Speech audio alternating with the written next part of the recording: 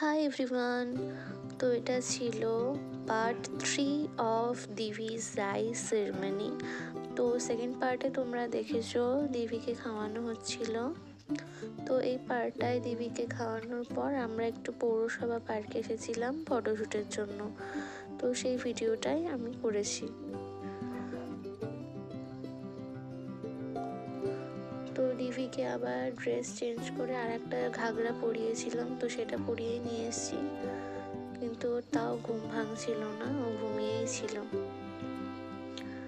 আর এটা হচ্ছে আমাদের বেলডাঙ্গার পৌরসভা পার্ক।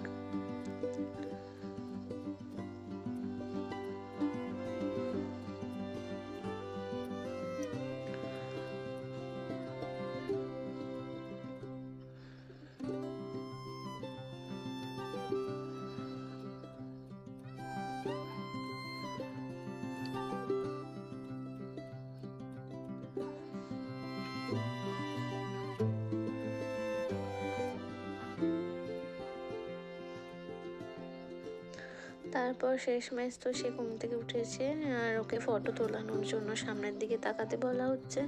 তো সেই পেছনের দিকে ঝর্ণাটার দিকেই তো তাকাচ্ছে। তো যে কটা হয়েছে আমাদের ফটো তোলা, তো সেই ক্লিপগুলোই শেয়ার করছি।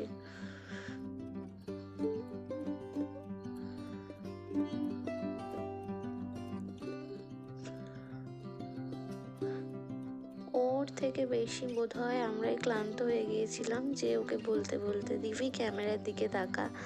ফটোগ্রাফার দাদারাও মানে কি বলবো, ওরাও একদম ক্লান্ত হয়ে গেছে, কিছুতেই সে ক্যামেরার দিকে তাকাতে চাইছে না, ও আপন খেলা করে বেড়াচ্ছে। আর এই দোলনাটাতে ওর পাপা ধরেছিল, ও একাই দোল দিচ্ছে নিজে নিজে। দেখো তোমরা ভিডিওতে দেখতে পাবে।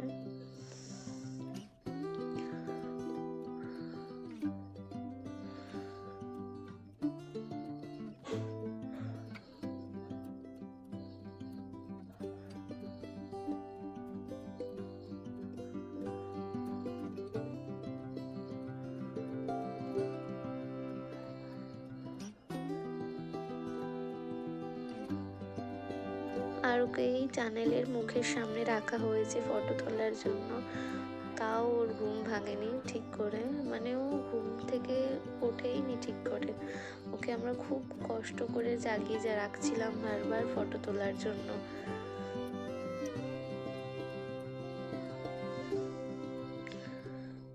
ওর সব ফটোশ্যুট করা কমপ্লিট, তারপর আমরা ফটো তুলছিলাম দিভিকে নিয়ে।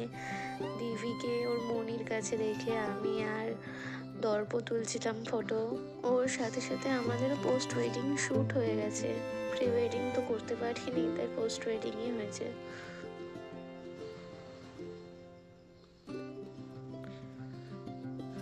আর এগুলো হচ্ছে লাস্টে কিছু ওর সাথে ফটো তুলছিলাম।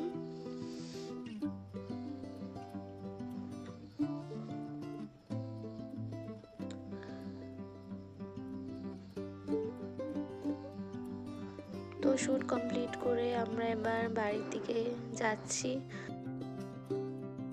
এরপর এই ভিডিওর একদম লাস্ট পার্টটা আসবে, তো সবাই একটু কানেক্টেড থেকো।